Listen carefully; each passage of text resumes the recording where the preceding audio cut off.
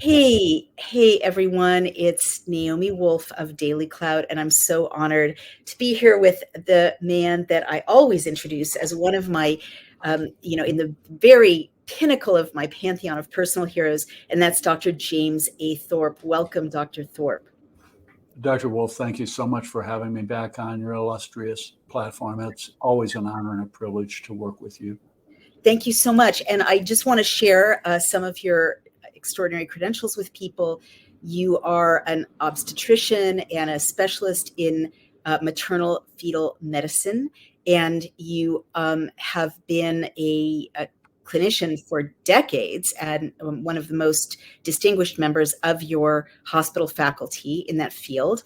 It was dramatic how you parted ways with your hospital faculty when we last spoke.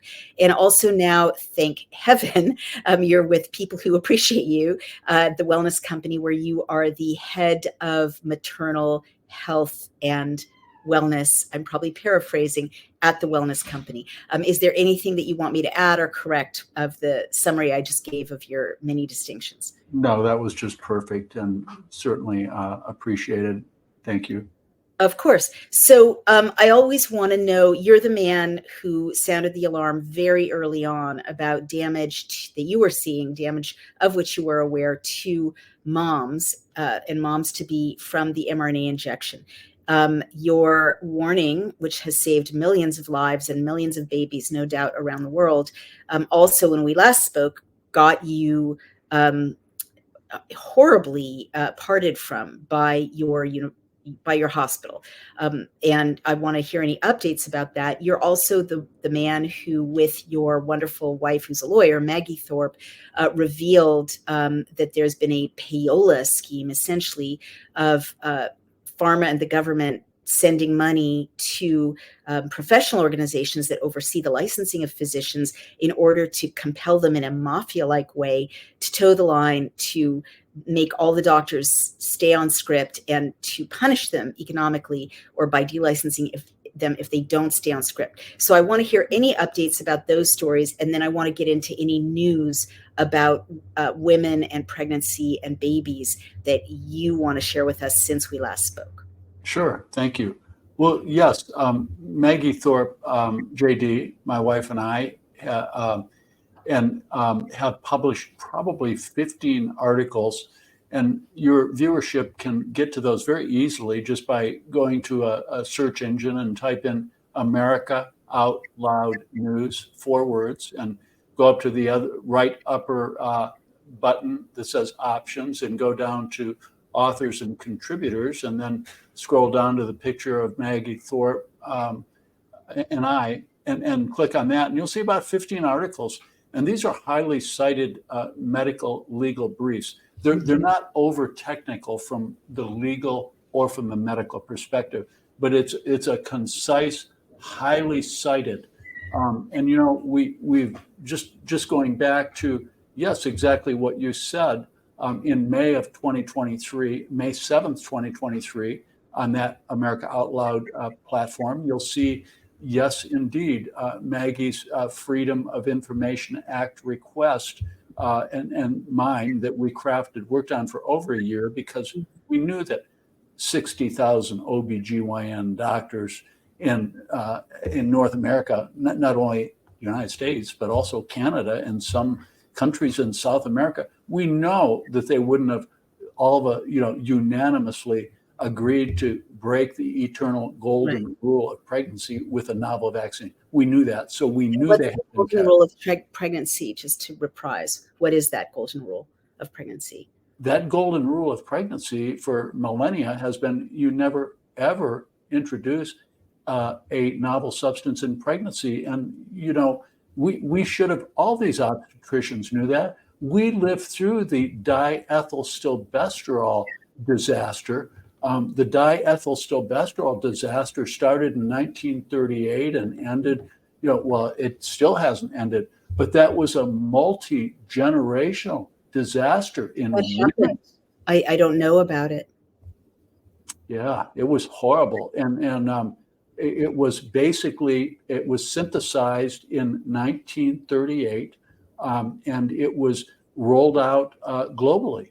What is it, a medication? Was it? Yes, it's a medication. It was marketed to, interestingly, to protect pregnancy, to use it to prevent miscarriage, to optimize pregnancy, and it was also used to suppress lactation. It was used worldwide, and lo and behold, let's see, 1938 and 1971, we realized that, the female offspring of diethylstilbestrol, which I'll call DES, caused a very rare cancer in women who were exposed to it in the womb. Oh my gosh. It's called a clear cell cancer of the vagina. And not only did it cause that clear cell cancer, but it also was associated with multiple organ system malformations, and not just in the women who were exposed to it in the womb, in their mother's womb, but also the men. And in the women, it was catastrophic. It also caused malformation of the uterus and malformation of the cervix. So all of those DES children who exposed in the womb from their mothers experienced massive amounts of miscarriage, fetal death, premature labor, just carnage in their pregnancies. And here's the scary part, Dr. Wolf. Their generation, the great granddaughters of the DES exposed, also had. So it was a multi-generational effect. So, this was we all know this. This is in every textbook. Every obstetrician in the world should know, or maybe the new ones don't know, because their medical schools and their residencies, training programs, and their professional organizations like the American College of Obstetricians and Gynecologists are more focused on teaching them that men can have babies, and teaching them, this, EDI nonsense, and teaching them that 2 + 2 = 5. Maybe they're too focused on that nonsense. But every person in the world should know about the DES. It really makes thalidomide really pale in comparison, because probably 10 million women and fetuses in the womb were exposed to DES, and then you look at the travesty of their offspring, their pregnancies, and then the offspring of their pregnancy. Unbelievable. And we really don't know. We could be at just the very start of a similar journey with these mRNA injections, right? Which you have proven compromise the placentas of pregnant women and enter the fetal environment. You're one of the first people who raised that alarm. And then just to reprise that warning about damage to placentas, about premature babies because the placentas were not growing enough. It was mirrored by what we were finding in the Pfizer documents, that Pfizer knew they were going to be damaging babies in utero, killing babies in utero. And then 2 independent midwives confirmed what you were saying through their own eyewitness accounts of placentas that were flat, that were compromised, that were discolored. So what have you heard since? Are pregnant women through the worst of it? Are you still hearing bad outcomes? Are you seeing bad outcomes among vaccinated moms? Could this be, behind us? What is any update about the health of moms and babies? And I guess the last thing I'm going to ask is, last time I checked, maternal deaths in childbirth were up by 40%. Has that leveled out? Do you know, or are women still at risk from these compromised placentas, from hemorrhaging, from things they didn't have to deal with until recently? Well, these are extremely important questions, Dr. Wolf. And first of all, no, I haven't seen it level out, and neither have my colleagues. So that's of great concern for many reasons. First, thanks to Daily Clout, and thanks to Dr. Naomi Wolf, and by the way, please support her efforts, and everybody who listens to this. Dr. Wolf deserves your support, and thanks to your platform, the word is getting out, and I can prove that it's easily provable that you've made a huge difference in the United States of America by one simple fact. Look at the pathetic vaccine uptake in the American people, that they know the White House and Joe Biden and his press secretary and all the organizations, the medical organizations and hospitals, they know they're liars. Because why is the vaccine a pathetic single-digit uptake, 2, 3, 4, 5%?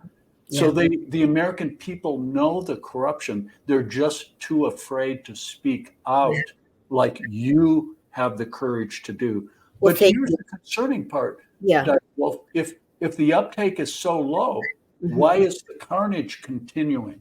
Well, talk to me about that, because that's I haven't had an update. I'm not in the front lines of moms giving birth like you are. You're still in touch with many of your colleagues, no doubt. What have women not recovered from? What are they suffering that's new? What are babies suffering that's new? Yeah, we're still experiencing the profound problems with abnormal menstruation, with the problems of infertility, couples not being able to get pregnant. Really from multiple different sources, even the infertility doctors are having very significant difficulties. We also have the same pregnancy complications that we've discussed before on your show.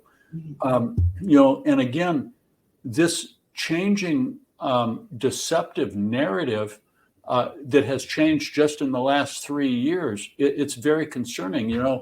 Lynn and colleagues just published an article just a month ago in our main academic journal in OBGYN.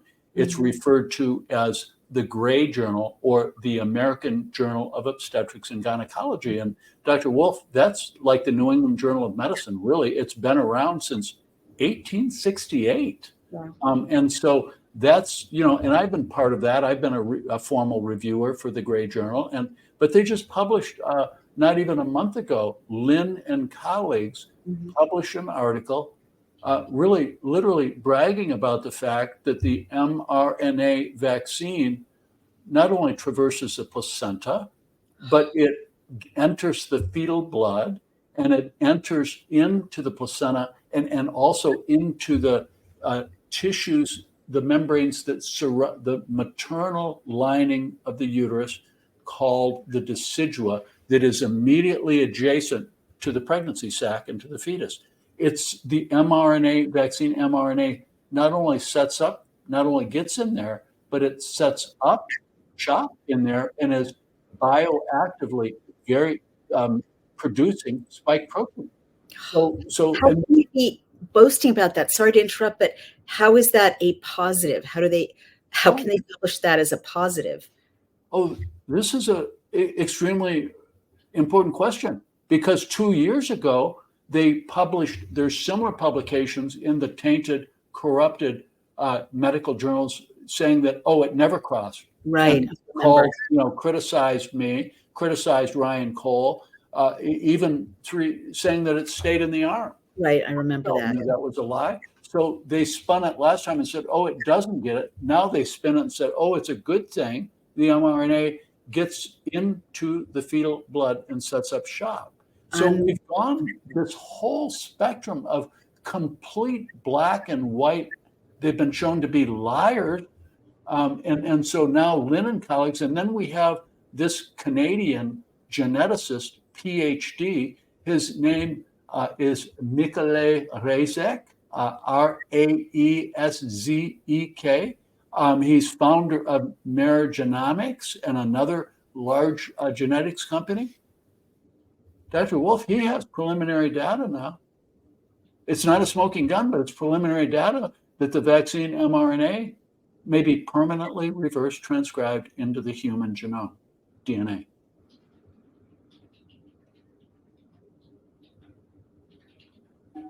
Which could mean what, practically? Well, it's, first of all, remember 3 years ago, it never got out of the arm.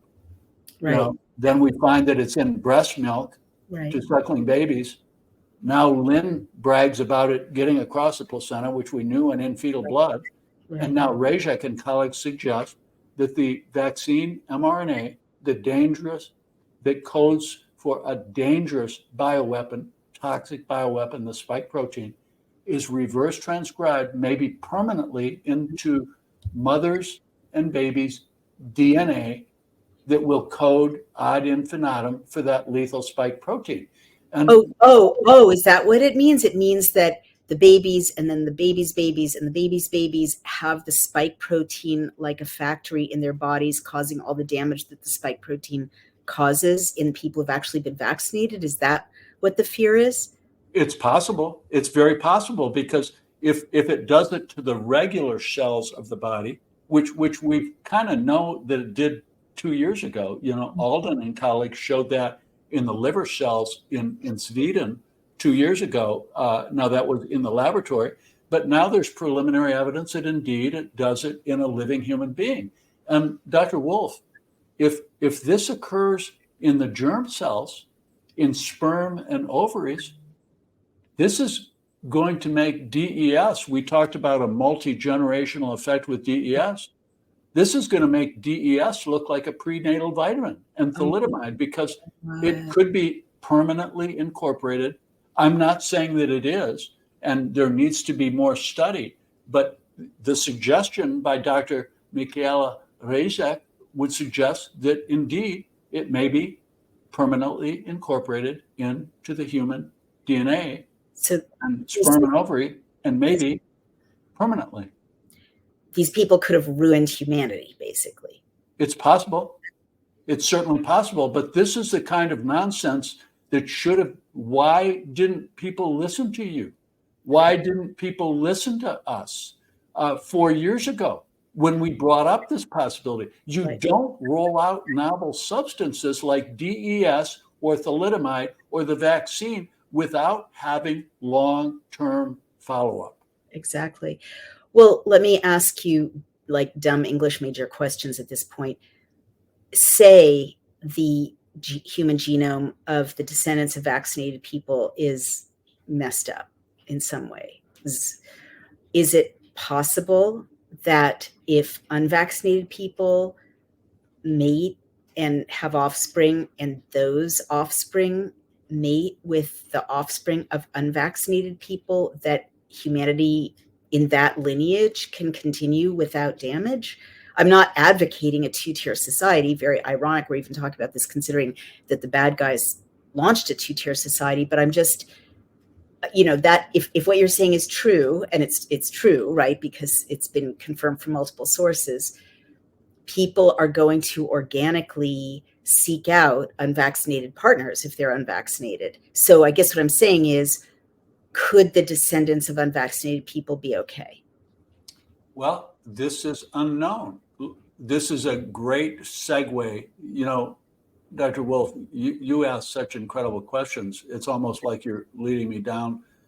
This is a great segue into our soon-to-be published study from My Cycle Story, Tiffany Parato and the rest of us.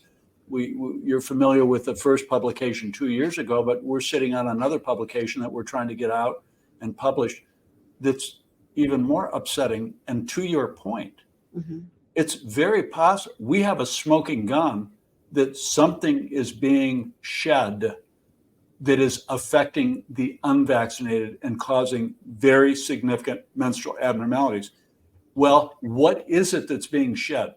What is it? We don't know. But Right. if this is the mRNA, vaccine mRNA that's being shed, that, by the way, is now, the lipid nanoparticle was taken up, it goes to a cell, it's actually reprocessed in the cell into a natural covering called a lysosome or an exosome for the cell to try to push that, excrete it out, the toxin out of the body.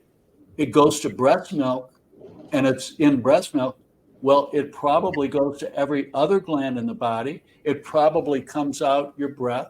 It maybe come out your sweat, prostatic semen secretions, vaginal secretions, cervical secretions, saliva, earwax, urine. It probably comes out the body. If that's the case, that's a problem, because the vaccinated, the unvaccinated are all affected by that.